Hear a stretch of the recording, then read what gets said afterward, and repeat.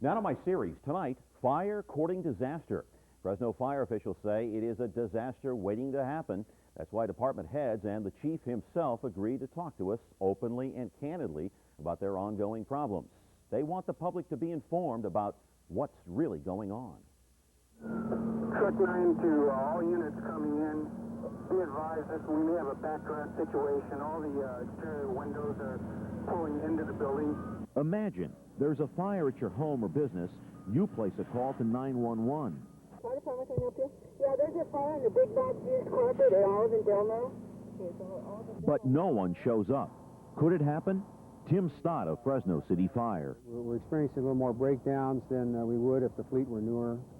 I suppose if the situation or the circumstances were just right, and the apparatus didn't make it to the call for whatever reason, then that certainly could happen. Hard to... Captain Oni Gurney echoes those same concerns. We're using equipment that works part-time, and that's not appropriate. And we've got equipment that we're driving that's condemned. The department says the problem is aging, broken-down equipment. Most hoses, water pumps, trucks, and fire engines need replacing. We have heavy smoke showing from a mercantile-type business. There have been occasions where a call comes into a station and both rigs, including backup, are broken down. Even worse, he adds, they pull up to the scene of a fire and the equipment fails. And that, Gurney says, could be deadly. Someone's going to die because I pull up and my pump doesn't work, and I can't take hose lines into the building, and I got to wait for the next pumper to get there that does work. And I wonder what the person's going to say when I pull up and there's one survivor standing outside and there's a kid or somebody inside, and they want us to pull lines and go inside, and we know we can't do an effective firefight without water. Because? We don't have a pump that works. Gurney says he's seen that scenario played out numerous times, but fortunately no one has died. Pumps are crucial in helping firefighters get an early jump on a blaze until backup arrives. Water is actually pumped from giant-sized tanks aboard each engine to hoses. And that's not all. Captain Oni Gurney points to other hidden dangers in the fire department. We're going to be discussing those problems later here in our newscast just a bit later on, so stay tuned. Angelica? Putting the pieces back together at Yosemite National Park is going to take a lot of time and even more money. Bruce Babbitt, the Secretary of the Interior, says the price tag on repairing the park could run as high as $178 million. With 10 weeks of winter weather still ahead and the annual spring runoff, damage estimates are expected to climb even higher. The Wawona area is currently open. Now tomorrow, Badger Pass will open to cross-country skiing, even though reservations to the park have been canceled through February. Not good news for those folks that wanted to go out there and do some skiing. I was just there in September. That's a sad scene. Beautiful Look at place that to be up there. Look at that. Kopi, what can we expect this weekend for other activities that we might have planned?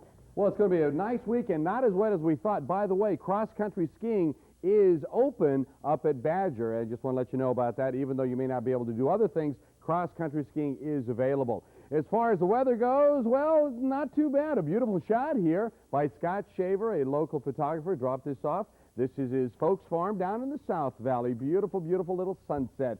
And as far as the weather for tomorrow, well, why don't we just kind of scoot over here and check out and see what's going to happen.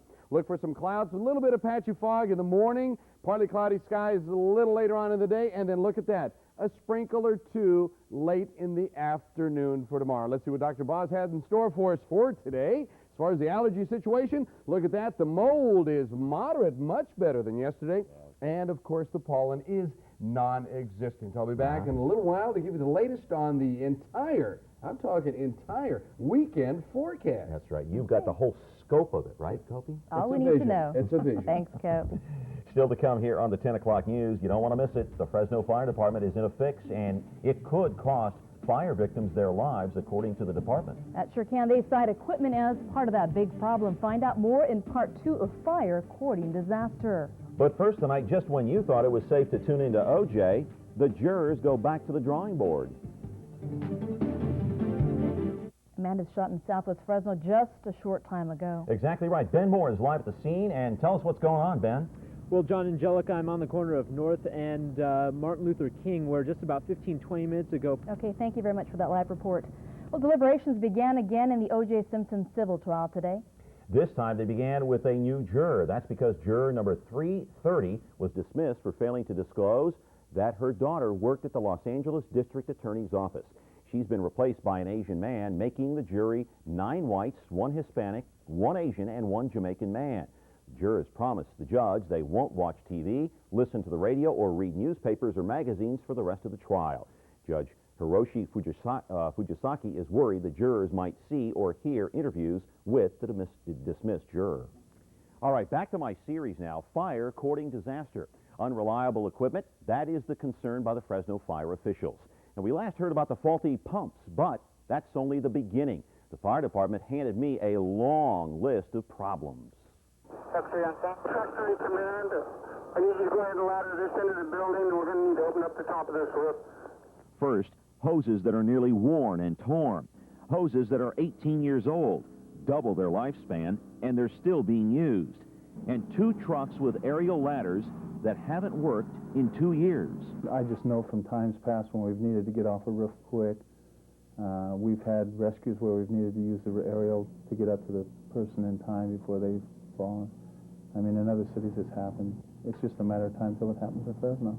And pointing to life-saving gear, Durney says most rookies are wearing hand-me-downs. This guy's been retired for a couple of years now. Yeah. These were given to a rookie that's been on the job for about a month. That rookie is Ken Sumner, who graduated in December. He says only 2 out of 20 rookies receive brand new turnout coats and pants. Yet another department concern, repairing engines and trucks. 40 to 50 pieces per week come through for repair. Willie Kandarian is one of only 4 mechanics, and he says it's difficult to keep up. The lack of manpower, you're getting more rigs every year, but you're keeping the same amount of personnel in the shop. Are there some that come in and you say, I can't fix it? We say that to a lot of them, but you just keep putting more Band-Aids and more Band-Aids and more Band-Aids. No Band-Aid here. This 1974 American LaFrance is in for a complete overhaul, rebuilt top to bottom, beginning with a 750-gallon water tank. And Richard Griffith says he wants to get it up and running. We had to get everything so that it was functional again. What was wrong with it? Well, this rig was beat up so bad from all the use that it's had over the years. It should have been replaced long ago. We did a superstructure in here, put another subframe, this part right in here. Now what that does is hold up this area in here. It holds up the pump panel, and then there's some reel lines that go up on top.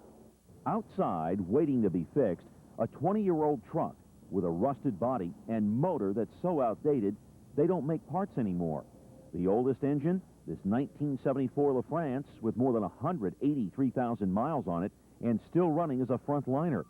It's one of 16 engines owned by the department, and this graphic clearly illustrates how old they are.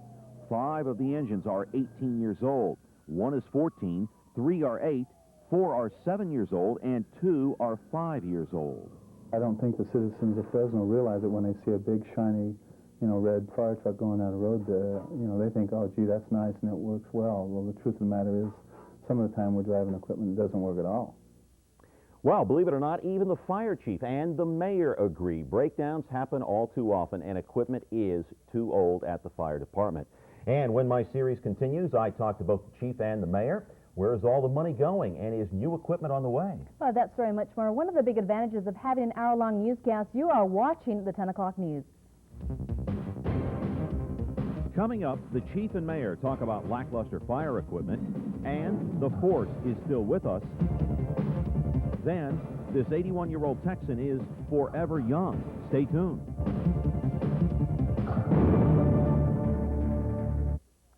And now the final installment of my series, Fire Courting Disaster.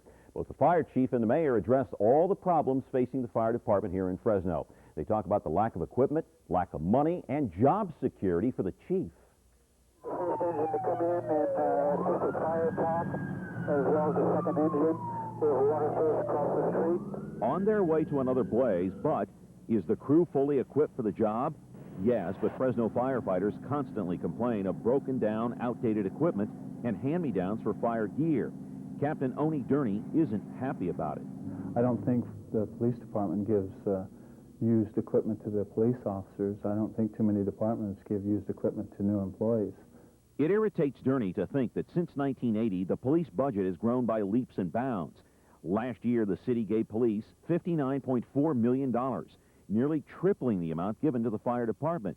In the past few years, the police has beefed up with more cops, like the Violent Crime Suppression Unit and POP teams, and more equipment, newer cars, and the most expensive addition, a police helicopter. And Mayor Jim Patterson is listening. I do understand the concern that a firefighter would have as he heads out to a call on an old piece of equipment to look up in the sky and to see a brand new helicopter overhead helping him with the surveillance. I can understand that. With gang wars breaking out on the streets of Fresno over the last decade, crime has been priority number one. What we've tried to do in the last 3 or 4 years is to, first of all, turn the crime problem around and get the police officers that we need. Secondly, we've got to start rebuilding the fire department because it is getting to a point where it is thin. But the fire department says it needs a bigger cut. Fire Chief Michael Smith says each and every year he asks for more money, and he's turned down. Then he has to face the troops. Sometimes that's the difficult part because they're out there every day. They're living in the stations. They're using equipment. We do have a number of pieces of equipment that are old, and we're replacing them as quickly as we can. Those in power have just not put a priority on it. They're gambling, though. I guarantee you they're gambling. We've got 2 new state-of-the-art fire trucks coming and will be here very soon. That's going to help. But overall, the breakdowns are probably minimal, and we do have backup with other fire jurisdictions and with other fire trucks. When the mayor talks about other jurisdictions, he's talking about mutual aid agreements. This illustration shows 21 city fire stations, all in red, and they receive backup from 10 other stations that belong to the county. The mayor also points out that overall fire incidents and dollar loss have dropped down to 1991 levels here in Fresno. Finally, will Chief Smith be fired? Department officials tell me they've heard he's been at odds with the mayor, but you'd never know it. I haven't felt any tension between the mayor and myself. You know, we probably may not agree all the time, and that's fine. We are not always going to agree. People within my own organization, we're not going to agree all the time. Chief Smith has been a hard-working professional who's tried very, very hard to work through difficult situations, and I must congratulate him, and I congratulate the fire department. I think the mayor is in a very tough position in that he has to manage the entire organization. I have one piece of it. So is his job safe, though, for now?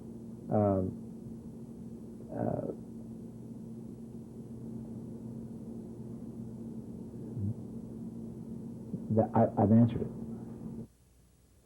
Well, I posed that question to the mayor about 5 different times during the interview, and I got the same response, basically non-committal. Now, as far as the new fire equipment is concerned, this fiscal year, the city plans to add 2 new fire trucks with 2 new aerials, 7 new firefighters, a new arson investigator, and 1 arson van, and they are on the way. The fire department is certainly happy about that. So you talked to the chief and the mayor. Do you think something's going to be done now after all this?